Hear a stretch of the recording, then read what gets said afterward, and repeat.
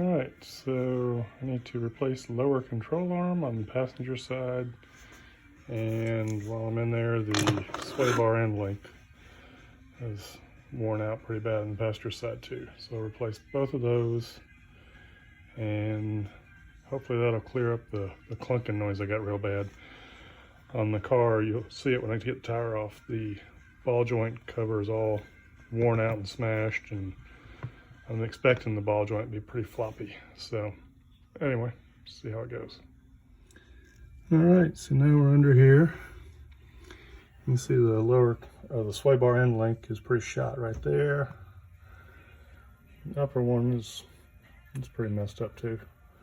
And then the reason I came in here is, let's see. Yeah, get a better view of it right here. That lower control arm ball joint. So he's pretty toast. And so we'll replace that. The bushings on the I don't know what that's, torsion strut, whatever it is. This thing here, those look pretty good. I just replaced those not long ago. And replaced the ball joint on the tie rod end. Or actually I did the whole tie rod end. So that's not bad. And in fact, I even did the upper control arm not too long ago either. So he still looks good. So, but in order to get to the lower control arm, we're gonna have to undo that upper control arm so that whole steering knuckle can come out. And then we'll disconnect the sway bar end link and the lower ball joint and go from there. All right, forgot to mention I need to take this caliper off, and on the Thunderbirds, I guess Cougars will be the same, needs the T40 Torex bit. You can see mine's been torqued on a little bit. I think it was the first time I went to take these off. They were super tight. So anyways, that's just gonna go right in here. And I've broken them loose. That one, and then up on top here, this one right here. All right, so one thing that you might run into a problem with is these Torex slide screws have got to go all the way out, like this bottom one down here. The top, and they only come out about as far as, well, my top one is right here on the threads. And then if you can't kind of twist it out with the Torex bit, you may end up having to use a pair of needle nose, kind of reach in and grab it and just twist it out. So once it's out like that, then your whole caliper will come off. All right, like you see in every other video that talks about removing the caliper, don't let it hang by the flexible brake line. All right, so I did a couple things since a minute ago. Removed the tie rod from the steering knuckle. Pretty easy. Take the cotter pin out, take the nut off. And if you don't have a pickle fork, what you can do, and I've had really good luck with it, is use a large hammer and hit this thing right here. And that's where your tie rod goes up through. Don't hit the tie rod or any of that, but you want to hit the piece that the tie rod is seated into and goes through. And whatever you do, don't hit the top where your nut's going to go down on it. You don't want to mushroom that out. So hit the steering knuckle with, you know, I got like a 5-pound little hand sledge, and just give it some good whacks, and eventually you'll loosen up whatever crud is up in there, or just the way it's seated, and it'll come down. And you'll see this, like all ball joints, they're kind of tapered a little bit. So they go up in there and they fit really tight. Once you tighten them down, you seat them in there. So that's why a good whack on the side will knock them loose. In the past, I've tried to use pickle forks and stuff, and this guard has always gotten in the way, and I don't know. I just never had real great luck with pickle forks. And the other thing is I put a jack underneath my steering knuckle, or actually it was underneath the lower control arm, and took tension off of it so that I could jack it up. And then I took out the, took out this bolt that was going through here. And this bolt has to come out because you see you've got kind of an indentation all the way around here, a groove, and this bolt sits in there to keep the upper control arm from actually popping out. A little bit different from your other ball joints. So even if your nut fell off of this, your upper control arm's not going to come out until your bolt falls out. And I took it out and realized my bolt is not in the greatest shape at all. But I don't know. We'll see if I have another one to replace it with, or how we're going to do that. So yeah, I took the tension off of it, and then with the tension off it and a little bit of tapping here and there, I was able to slide the bolt out. Then just gave it a light tap on the upper control arm, and that pops it up loose. So now my whole steering knuckle, you see it comes up out of the way like this. And when I was doing that and I tapping up on it, because I had taken the bolt out of the top of the sway bar link, or the nut off the sway bar link, that came out of my steering knuckle. So that was free. So now I need to take my lower ball joint nut off, and I'm going to probably use an impact wrench with that, because otherwise it's going to just want to spin. So it's going to be probably not fun, but we'll give it a shot and go from there.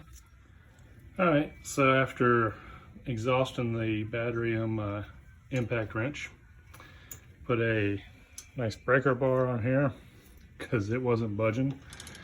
And yeah, anyway, it's, sorry about the camera there, it's turning now. Took a little bit to break it loose, but it is turning. And so we're going to take that off and then take the whole steering knuckle off. Then I'm going to probably move towards taking the lower bolt out of that shock mount that goes through there. And yeah. Okay, well, after much heartache,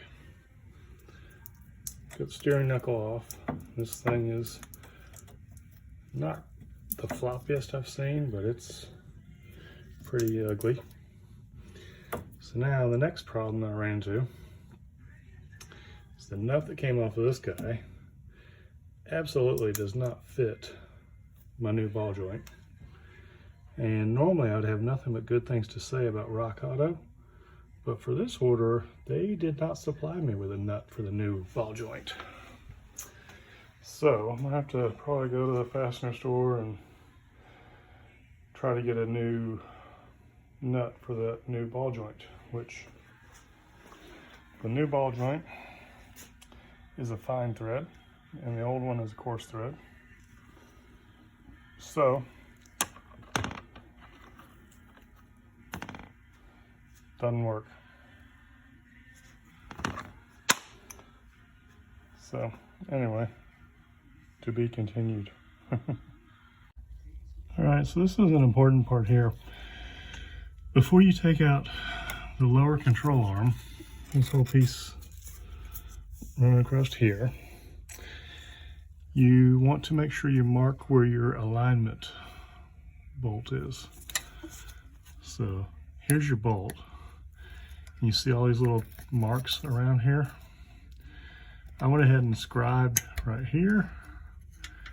And so this is from a previous time I worked on it.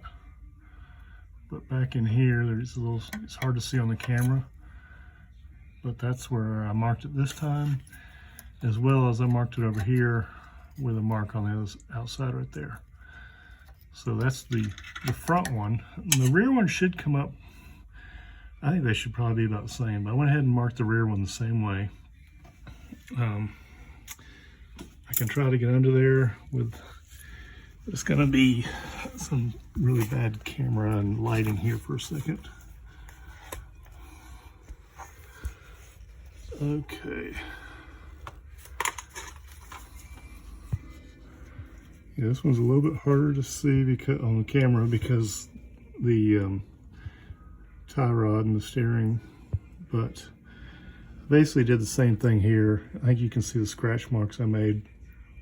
I just did them on one side, but you want to make sure you mark these so that it doesn't throw your alignment all out to whack. That'll just crazy. And that way at least you got a good starting point to go back to. So, all right, so I took the inner bolt off for the lower control arm. And I like to leave it all back in place where I took it off. Like this wafer right here was the forward one. That was the aft one right here. Get my marks facing out. Be careful when you take the forward one off because that's where the nut is. There's also marks on the inside here, but the marks that I scribed on are here on the outside. And see, there's my scribe mark. So you don't want to get the two of them mixed up, and you don't want to get it flipped around. So it goes like that. Just makes it easier when it's going back together.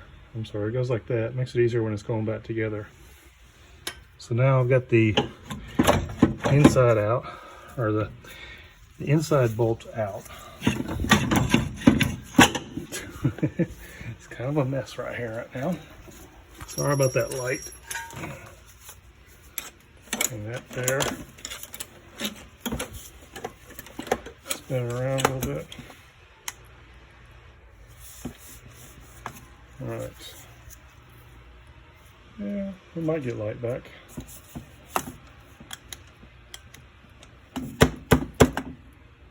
All right. So the only thing that's holding me on right now is it's up in that groove right there. So I can't really do it with one hand, but I'm gonna basically try to pull it out and get it down below that groove. And then I'll be able to slide it off of this torsion rod, whatever it's called. So, all right, so that was a great plan. As soon as I started to pull it towards me to get it out from in the back, as I did, the whole thing just slid right off, ended up in my hand. So now I'm going to transfer over my new bushings to my new lower control arm. Actually, before I do that, I'm going to go and get a fastener, a nut for my new ball joint. Then I'm going to transfer my bushings over and then start reassembly. So now is also a good time to get at this nut back here for my sway bar end link, because I can get an extension all the way through here this way. So, or even, yeah, I have better luck getting these off with an impact wrench, just so that that ball joint doesn't spin around as much. But however you want to do it. So anyway, all right, so to catch you up with where I am, first lesson learned is always look for the bag of hardware inside your box that your parts came in. So that's where my nut, grease fitting, and cotter pin were. After I went to the store looking for a nut and nobody had one. So I have reconnected my new lower control arm. The torque spec for back there is 150 foot-pounds. Then I reconnected lower shock, and I believe the torque spec for that is 100 foot-pounds. Actually tighten it on this side. And I installed my sway bar end link. I guess like 35 foot-pounds. And I put the torsion struts at the lower control arm, that's 100 foot-pounds.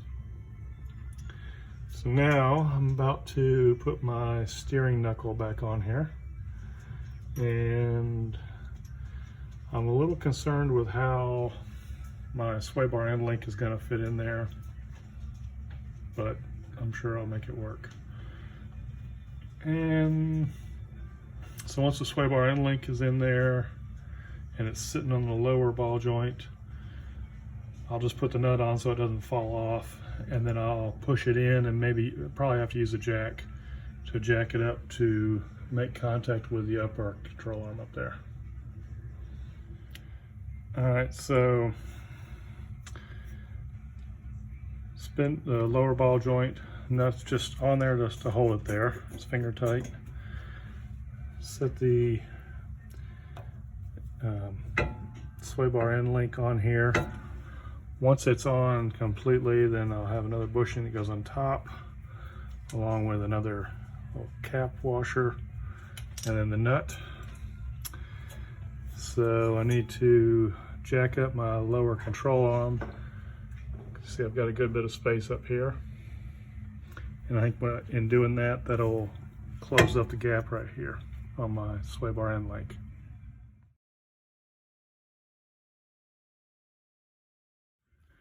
All right, so got the lower control arm, or sway bar end link started up there. My jack is totally off, and lifting up on the lower control arm doesn't raise that sway bar end link at all. I really think I'm gonna have to change back to the original one, and so here's the original one, had a ball joint at the top and a ball joint at the bottom. I think this one, for some reason, is just too rigid or something. I don't know. I guess I could try loosening the lower bolt. Put the top one in first. I don't know. All right, so like I said, couldn't get that new sway bar end link to work, so I put the old one in for now, and I will work on getting another one and installing that later. All right, so got the rotor caliper back on. I just tightened down my slide bolts back here, bottom one, top one, torqued them. My upper control arm is torqued. Top sway bar end link nut is torqued. Bottom sway bar end link nut is torqued. Lower shock bolt is torqued. Inner control arm bolt is aligned up and torqued. Actually,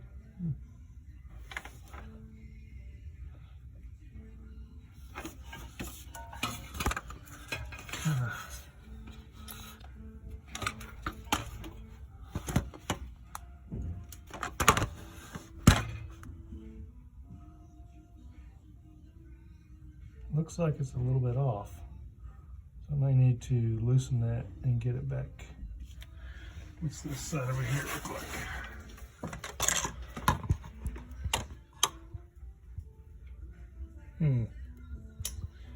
That side looks okay. All right, well, that's something I'll take a look at. But in the meantime, torsion nut is torqued, and lower ball joint nut is torqued, and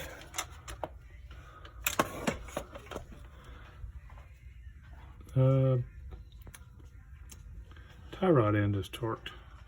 Cotter pins on both of those. All right, so let me just take a look at the alignment on this side over here and see if I can get that back kind of where it needs to be. All right, so now I've got it. I just had to put the socket on it just on the one side and spin it, and it's pretty darn close to where my scratch marks were.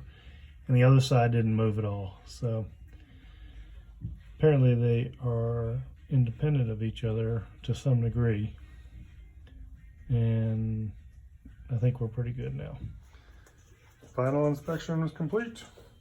Ready for the road test.